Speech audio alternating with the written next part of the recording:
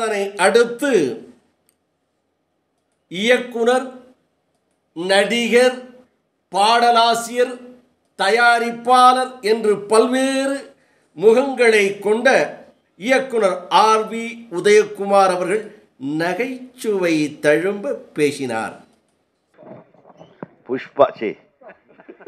புஷ்பான்ற மாதிரி ஒரு சக்ஸஸ்ஃபுல்லான பேர் வச்சுருக்கீங்க. அதுக்காக தான் நான் சொல்லியிருக்கேன். வித்பான்றது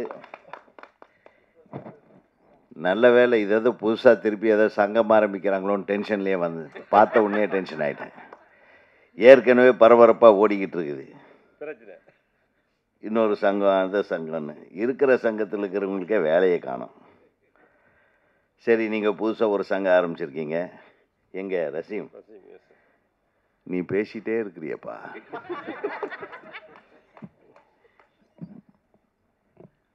நீ நிறைய செய்யணும்னு ஆசைப்படுற. மாம்பழ திருடின்னு ஒரு 6 மாதத்துக்கு முன்னாடி ஒரு படம் ரிலீஸ் பண்ணார், ஆடியோ ரிலீஸ். அதுக்கு வந்தோம். அப்பவும் நிறைய பேசிட்டு இருந்தார். ஒரு பயங்கர வைப்ரண்ட்டான ஆள், ஏதோ சாதிக்கணும்னு துடிக்கிற ஒரு தமிழன். உன்னுடைய வேகத்துக்கும் நீ பயணிக்கும்போது ஒரு 10 பேரை சேர்த்து ஆரம்பித்தேன்னு அந்த படத்தை பற்றி சொல்லிட்டு இருந்தீங்க, கரெக்டாக? இப்போ அது 100 பேர், 1000 பேர், 10,000 பேர் சேர்த்துறேன்ட்டு இருக்காரு. இப்போ எப்படியோ ஒரு கும்பலை சேர்த்து அது வெற்றிகரமான ஒரு கும்பலாக, அதாவது கும்பல் என்ன செல்லமாக சொல்கிறேன், ஒரு குரூப்பை சேர்த்து ஒரு கமிட்மெண்ட்டை வாங்கி அவங்க மூலமாகவே அந்த மாம்பழ திருடியை ரிலீஸ் பண்ணுறாருன்னா இவர் எவ்வளோ பெரிய திறமைசாலி. இந்த வித்தையெல்லாம் எங்களுக்கு தெரியாமல் போச்சே. ஏன் தம்பி, கரெக்டா? நம்ம கும்பலை சேர்த்துனோம்னா யாரும் சேர மாட்டாங்க.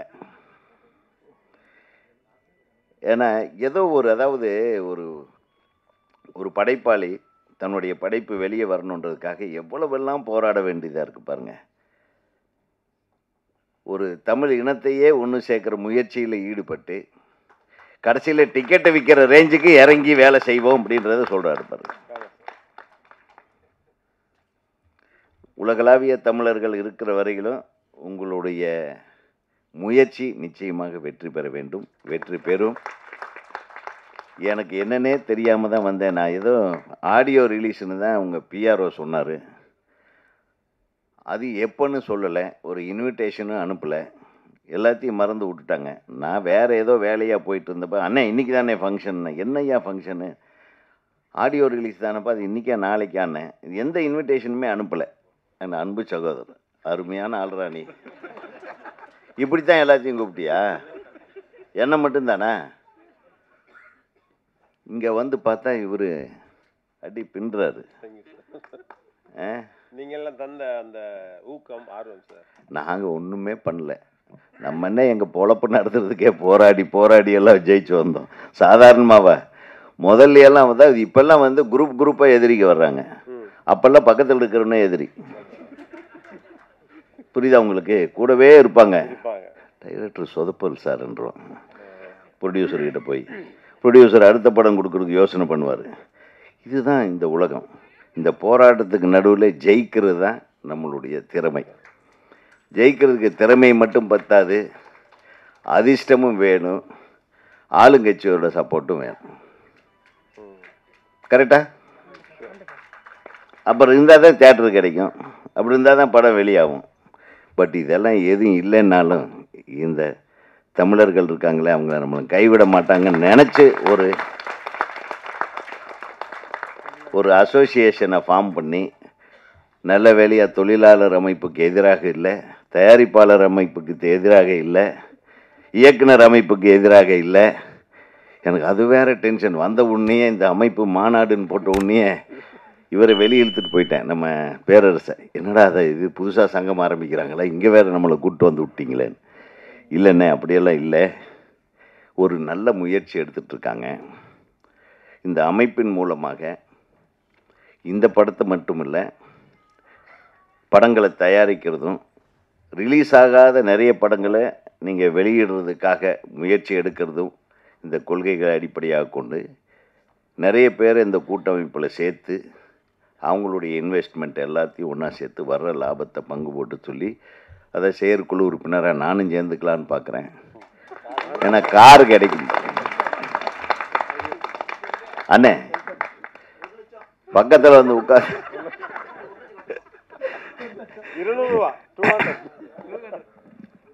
ஸோ இங்கே எல்லாருமே வந்து செயற்குழு உறுப்பினருக்கு பணம் கட்டிடுங்க. எத்தனை பேருப்பா? செயற்குழு 150 சார். 150ன்னா 150 50 பேர் கமிட்டி மெம்பர். அது எப்படி செலக்ட் பண்ணீங்க? குழுக்கள்லையா? இல்லை 5000 10,000 பேர் வந்துட்டா எப்படி செலக்ட்? ஃபர்ஸ்ட்டுக்கு நாங்கள் செயற்குழு தான் உருவாக்கினோம். சரி. அந்த செயற்குழுலேருந்து 30-40 பேரை சூஸ் பண்ணினோம் உயிர்ப்படத்துக்கு. Very good. ஒரு தமிழ்நாட்டில் இல்லை அந்த வேர்ட், ஸ்ரீலங்காவில் இருக்கு. ஒரு கூட உறுப்பினர்கள் இப்போ மெம்பர்ஸ். இப்போ அதில் ஃபேன்ஸ் கிளப், ஃபேன் கிளப்ஸ். நன்றி. அதில் இன்னொரு வார்த்தை சொன்னார் தம்பி, இதில் தயாரிக்க போகிற படங்களை எல்லாத்தையுமே நானே டைரக்ட் பண்ண போகிறதில்ல, புதியவர்களுக்கு வாய்ப்பளிக்கிறேன்னு சொன்னார். அந்த இடத்துல தான் எனக்கு கொஞ்சம் சந்தோஷம் ஜாஸ்தியாச்சு. ஏன்னா தமிழ்நாடு திரைப்பட இயக்குனர் சங்க தலைவர்கள் முறையில் நீ கூப்பிட்டு இல்லையா, நாங்கள் வந்தோம் இல்லையா அக்கா, நான் சொல்கிறத நீ கேட்கணும். நல்ல கதையோடு வர்ற எங்கள் இயக்குனர் சங்க உறுப்பினர்களுக்கு நீ வாய்ப்பு கொடுத்தா மட்டும்தான் அடுத்து நீ நடக்கிற மாநாட்டிலேயே நாங்கள் வருவோம், இல்லைன்னா வரமாட்டோம். கரெக்டா? நல்ல கைத்தட்டு. இந்த வார்த்தை, அதாவது இந்த வார்த்தையே இந்த மாநாட்டு கிடைச்ச வெற்றி. இல்லை, நான் என்ன சொல்கிறேன்னா, நீ டைரக்ட் பண்ணு, நல்லா பண்ணு, உன்னுடைய வெற்றியை தொடர்ந்து அடுத்தவர்களை வெற்றியாளர்களாக மாற்றுவேன் என்று சொன்ன வார்த்தை எனக்கு பிடித்திருந்தது. அந்த வெற்றியாளர்கள் ஏன் எங்கள் இயக்குனர் சங்கத்திலிருந்து வரக்கூடாதுன்னு நான் கேட்குறேன். அதான் சொல்லுங்கள். ஸோ அதை வந்து நீங்கள் அதை முறைப்படி அதை சரியாக செயல்படுத்துங்க.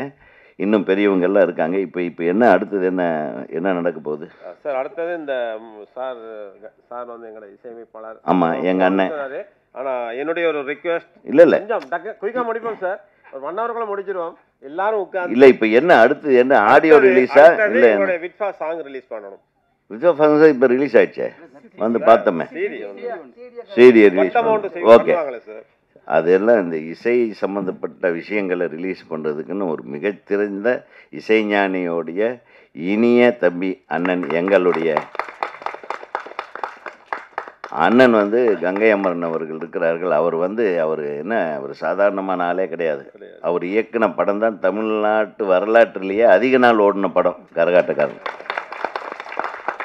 டைரக்டர்லேயே நம்பர் 1, அவ்வளோதான். அந்த கரகாட்டக்காரன், அதாவது கிட்டத்தட்ட அதுக்கு முன்னாடி வந்து அம்பிகாபதி, அமராவதி, நம்ம பாகவதர் படங்கள்லாம் வந்து வேறு வழியே இல்லை, ஒரே 2 படம் தான் எடுப்பாங்க. அது மட்டும்தான் 4 வருஷம் ஓடிக்கிட்டு இருந்தது. பட்டு 100 நாட்கள் படம் கொடுக்குற அந்த காலத்தில் 175 நாள் கொடுக்குற படங்களில் அது வந்து 2 வருஷத்தையும் தாண்டி எத்தனை 300 நாள் 365 நாளைக்கு மேலே ஓடின படம் வந்து கரகாட்டக்காரன். ஸோ இயக்குனராக வந்து அவர் தான் நம்பர் 1. அதே மாதிரி நான் திரைப்பட கல்லூரியில் படிக்கிற காலத்தில் 1980, 81, 82, 83 எனக்கு வாத்தியாராக இருந்தவர் இலங்கையைச் சேர்ந்த, இலங்கையில் மிகப்பெரிய இயக்குனராக அங்கே வேலை செஞ்சார். இலங்கையோட இலங்கை தமிழ் சினிமா, இலங்கை சினிமாவின் தந்தை யார் தெரியுமா? மறந்துட்டு பாருங்க, உனக்கு நான் எடுத்து சொல்கிறேன். திரு நாயகம் அவர்கள். அவர் பேரில் சிலையே வச்சுருக்காங்க. அவர் தான் இலங்கை சினிமாவின் தந்தை. அவர்கிட்ட வேலை செஞ்சவர் அவர். யார்? ஏஎஸ்ஏ சாமி அவர்கள். புரட்சி தலைவர் எம்ஜிஆர் அவர்களை முதலாக ஹீரோவாக ஆக்கியவர் ராஜகுமாரி படத்தில். அதுக்கப்புறம் மந்திரி குமாரி, நிறைய படங்கள் எடுத்தவர். எங்கள் திரைப்பட கல்லூரியில் எம்ஜிஆர் அவர்கள் முதலமைச்சராக இருக்கும்போது அவர் வந்து இயக்குனர் துறை தலைவராக கொண்டு வந்து போட்டார். அவர்கிட்ட படித்தவன் நான். அவருக்கு பிடிச்ச பாட்டு எது தெரியுமா? பொன்மான தேடி நானும் போனேன், எங்கள் அண்ணன் போட்ட பாட்டு. அவர் அடிக்கடி அந்த பாட்டை பற்றி சொல்லுவார். அதான் சொன்னேன், அதாவது ஒரு மாபெரும் மேதை, இயக்குனர் மேதைன்னு சொல்லலாம். திரு ஏஎஸ்ஏ சாமி அவர்கள் மிகவும் ரசித்த பாடல் அந்த படமே, இந்த கன்னிப்பருவத்தில் படம், இந்த பொன்மானை தேடி பாடணும். அப்புறம் இன்னொரு பாட்டு என்னது சொன்னீங்களே, நீங்கள் பாடுவீங்களே? இல்லை, மூக்குத்தி பூ மேலே. அண்ணே, நீங்கள் வந்து இந்த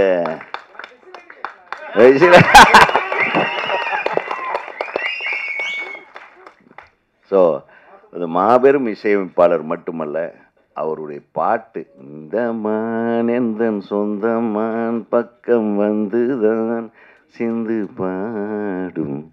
அப்பப்பா எங்கள் அண்ணன் காலை தொட்டு கும்பிடுனேன்னா எல்லாரும் பாட்டு உட்காந்து ஃபைல் எடுத்து எழுதுவாங்க, இவர் நடந்துக்கிட்டே கிறுக்கி எழுதிடுவார், இதுதான் பாட்டுன்றவர். அந்த பாட்டு சூப்பர் ஹிட் ஆகும். ஒரு பாட்டு எழுதுறது very very very very small time. ஒரு 2 நிமிஷம் 3 நிமிஷத்தில் பாட்டு எழுதக்கூடிய ஒரு பாடலாசிரியர்னா அது கங்கை அமரன் மட்டும்தான், வேற யாராலையும் இருக்குது. என்னென்ன என்னுடைய படத்தில் ஒரு பெரிய தத்துவ பாட்டு ஒன்று, ஓரங்கா ஸ்ரீலங்கா கொப்பரத்தேங்க, அங்கே கூட ஸ்ரீலங்காவை மறக்கலை, ஆமாம். அதை பற்றி ஜாஸ்தி வேண்டான்னு சூப்பரா அண்ணே எதுக்குன்னே இந்த மாதிரி ஒரு பாட்டுன்ற, இது நல்லா இருக்கு போ அப்படின்ட்டாரு. என்னுடைய படத்துலேயே அண்ணன் பாட்டு எழுதியிருக்காரு. அது நிறைய படம், புதிய வானம் கூட அண்ணன் எழுதினாங்க. ஸோ எங்களுடைய மரியாதைக்குரிய அண்ணன் இசையமைப்பாளர், இயக்குனர், நடிகர், பல பெரிய பேச்சாளர், பாடகர், பாடகர்களை ஆட்டுவிக்கும் பாடகர், ஊக்க வைக்கும் பாடகர், பாட வைக்கும் பாடகர், நல்ல அப்பா, நல்ல அண்ணன், எங்கள் நல்ல அரசியல்வாதி. அப்புறம் இன்னும் நிறைய சொல்லலாம், நல்ல காதலன், நல்ல அதெல்லாம் வேண்டாம், அதை போட்டுலாம். ஆக மொத்தம் அவர் இன்னைக்கு சந்தோஷமா இந்த மேடையில் இருக்கிறது, நல்ல உடல்நலத்தோட தேக ஆரோக்கியத்தோட நீடூழி வாழ வேணும்னு எல்லாரும் ஒரு தடவை கைத்தட்டுவோம் எங்க அண்ணன். ஏன்னா அவர் நல்ல மனசுக்கு எப்பவுமே அவர் எப்பவுமே அவர் ரொம்ப உடம்பு சரியில்லாமல் ஹாஸ்பிட்டலில் இருக்கும்போது போய் பார்த்தா, என்ன உதவி நல்லா இருக்கியா அப்படின்னு, அடப்பாவி அவர் எந்திரிக்க கூட முடியாது, பெட்டில் படுத்துட்டு என்ன லொல்லு பண்ணுவார் தெரியுமா. அடுத்தவங்களை சந்தோஷப்படுத்தி பார்க்கறதுல அவருக்கு இணை வேறு யாருமே கிடையாது என்பதை சொல்லி, அவர் வந்ததே இந்த மேடைக்கு ஒரு சந்தோஷம். அவர் அதாவது சரியான ஒரு தலைமையை நீ கூட்டிகிட்டு வந்து வச்சுருக்க. அதே மாதிரி நம்ம அண்ணன், நம்ம ராஜண்ணனை பற்றி சொல்ல வேண்டியதில்லை. ராஜண்ணன் எங்கே வர்றாரோ அப்போ அவர்கிட்டையும் கேட்டேன், அண்ணே இது என்னண்ணே சங்கம் நமக்கு ஆப்பஸ் இல்லைப்பா, இதில் நல்ல சங்கமாக தெரியுதுன்னாரு. சரி ஓகே. எங்கே விஜய் முரளி போயிட்டா, ஓகே அது ஓகே பரவாயில்ல. அண்ணன் ஓகே நம்மளுக்கு கொஞ்சம் தைரியம் வந்துருச்சு. நம்ம வேற இப்போ இருக்கிற சிக்கலில் நம்ம மேலே எவரேஜ் கேஸ் போட்டாங்கண்ணே. தம்பி சங்கம்னு பேர் வைக்கிறத கொஞ்சம் ஜாக்கிரதை வைக்கணும். மாநாடு, சர்வதேச இதெல்லாம் association okay, all the best. நீங்கள் உங்களுடைய நல்ல மனசுக்கு எல்லாரையும் இணைத்து நீங்கள் ஜெயிக்கணும்னு நினைக்கிறீங்க. நீங்கள் மட்டும் இல்லை மற்றவங்களையும் ஜெயிக்க வைக்கணும்னு நினைக்கிறீங்க. உங்களுடைய ஆர்வத்திற்கும் உங்களுடைய முயற்சிகளுக்கும் நிச்சயமாக ஒரு மிகப்பெரிய வெற்றி அமைய வேண்டும் என்று எல்லாம் வல்ல இறைவனை பிரார்த்திக்கிறேன். இதோ என் தம்பி அடுத்தது மிகப்பெரிய வில்லன். அவர் சிரிப்பு வில்லன். அவர் நான் சொன்னேன் நீ ரொம்ப வில்லனாகவே நடிக்கக்கூடாது அப்படின்னு. ஏன்னா அவர் சிரிக்க வச்சு வில்லனாக வர்றாரு பாருங்க, அதெல்லாம் அப்ளாஸ் தான். தம்பி வந்தாலே அப்ளாஸ். ஆமாம். அப்புறம் உங்கள் அண்ணன் யார், நம்ம பேரரசு வந்திருக்காருன்னா உங்கள் குருநாதர்னு வேறு சொல்லிட்டேன். அதுக்கு மேலே நான் என்ன சொல்கிறது. என்னுடைய பேரன் அவர், என்னோட அசிஸ்டண்ட்டுக்கு அவர் அசிஸ்டண்ட். அதனால் அவர் இன்றைக்கி இளமை துள்ளலோடு நீங்கள் ஒரு படம் எடுக்கணுன்னா பேரரசு சார் கூட வச்சுக்கோங்க. அவர் நல்லா இப்போ அப்பா வேஷத்தில், அண்ணன் வேஷத்தில், அங்கிள் வேஷத்தில், மாமா வேஷத்துல எல்லாம் நடிச்சிட்ருக்கிறாரு. இப்போ மாமா தான்ப்பா ஈஸி, ரொம்ப கொஞ்சம் அந்யோன்யமாக இருப்பாங்க ஹீரோக்கள் எல்லாம். அப்புறம் நம்ம இயக்குனர் என்னுடைய அன்பு சகோதரர் மணிபாரதி இருக்காங்க. அவங்க எல்லாம் ரொம்ப மிகச்சிறந்த, அங்கெல்லாம் ஒன்றா பயணித்தவர்கள். ஏன்னா ஒரு மிகச்சிறந்த எழுத்தாளர் வேறு, பத்திரிகை துறையில் இருந்தப்போ என்னையெல்லாம் பேட்டி எடுப்பார். நான் சரியாக எடுக்கலைன்னா என்னை கூப்பிட்டு திட்டுவார், இல்லைன்னா என்னை பற்றி தப்பாக எழுதுவார். அது மாதிரி சரியாக திருத்திக்கிங்கன்னு சொல்லுவார். அது மாதிரி அதாவது ஒரு நேர்மையான மனிதர்கள் இருக்கிற இந்த மேடை நிச்சயமாக உனக்கு எல்லாம் வல்ல இறைவன் ஒரு வெற்றியை தர வேண்டும் என்று கூறி, உன்னுடைய விட்ஃபா வெற்றிகரமான விட்ஃபாவாக வளர வாழ்த்து கூறி விடைபெறுகிறேன். நன்றி, வணக்கம். நான் நீண்ட தூரம் பயணிக்க வேண்டியிருப்பதால் நான் விடைபெற்றுக் கொள்கிறேன். நன்றி, வணக்கம். சார் நிகழ்வின் அடுத்தபடியாக விஃபா அமைப்பின் தேசிய கீதம் சிடியை இயக்குனர் ஆர்.வி. உதயகுமார் வெளியிட மாபெரும் இசையமைப்பாளர் திரு கங்கை அமரன் அவர்கள் பெற்றுக்கொள்வார். சரி, சின்ன திருத்தம், அவர் மாற்றிவிட்டார்.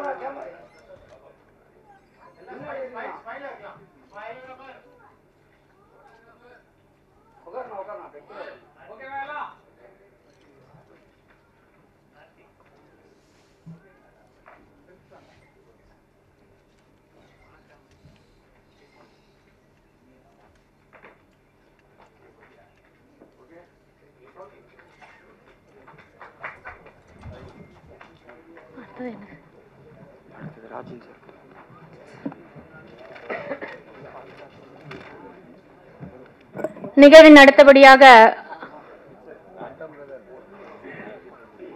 இந்திய திரைப்பட தயாரிப்பாளர் மற்றும் திரைப்பட இயக்குனருமான திரு கே ராஜன் அவர்கள் 1983ஆம் ஆண்டு வெளிவந்த பிரம்மச்சாரிகள் என்ற திரைப்படத்தில் வேண்டாண்டாங்க, என்னோட வேலையை எல்லாருமே சுலபமாக்கிட்டாங்க. அன்பிற்கும் மரியாதைக்கும் உரிய மேடையிலே அமர்ந்திருக்கிற திரையுலக வல்லவர்களே, விட்பா அமைப்பை வாழ்த்த வந்திருக்கிற நல்லவர்களே, உங்கள் அத்தனை பேருக்கும் என்னுடைய உளம் கனிந்த நன்றியும் வாழ்த்துக்களும். அருமை சகோதரர் நசீம் அவர்கள் மிகச்சிறந்த ஒரு மாபெரும் திரையுலகை வாழ வைக்க வளர்க்கிற ஒரு அற்புதமான திட்டத்தினை நம்மிடத்தில் விளக்கியிருக்கிறார். சாதாரண ஆடியோ ஃபங்க்ஷன் நடக்கிற இந்த இடத்தை திரையுலக மாநாடாக, உலகிலே வாழுகிற என் உயிரினும் மேலான இலங்கை தமிழர்கள், அந்த தமிழர்கள் நம்பி என்ன வேணா பண்ணலாம்.